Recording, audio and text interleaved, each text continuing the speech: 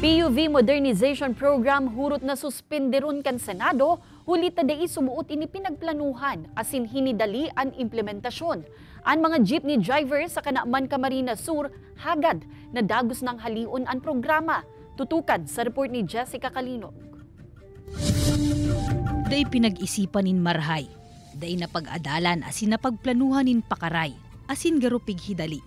Iyan ang pagtubod ni Senator Raffy Tulfo sa pagpapautob niya na PUV Modernization Program.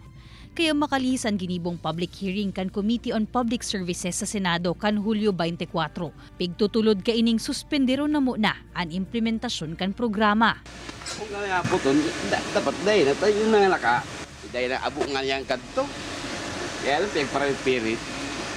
Siguro, kayan mangyaring araw kayan ta.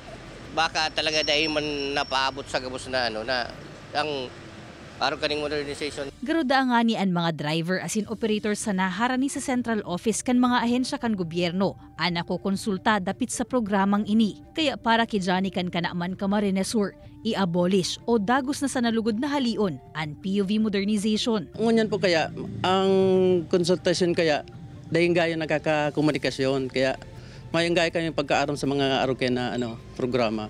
Sigun sa iba pang jeepney driver sa Banwaan, maayo man kuta nin problema ang pigtutulod na modernisasyon. Basta dai man sinda mapabayaan. Susuportahan namin kung susuportahan din kami. E paano kung di kami susuportahan? Iyan ang saro sa mga piglatag na problema kan pirang transport groups sa ibang rehiyon. Kaya makakamaray daa na ipundumo na ang implementasyon kan PUV Modernization Program. Asin gamiton ang panahon na ini, nganing urog pang mapag-adalan ang mas epektibong pagpapautob ka ini. Kaibanan si Carlo Abunita, Jessica Calinog, Balitang Bicolandia.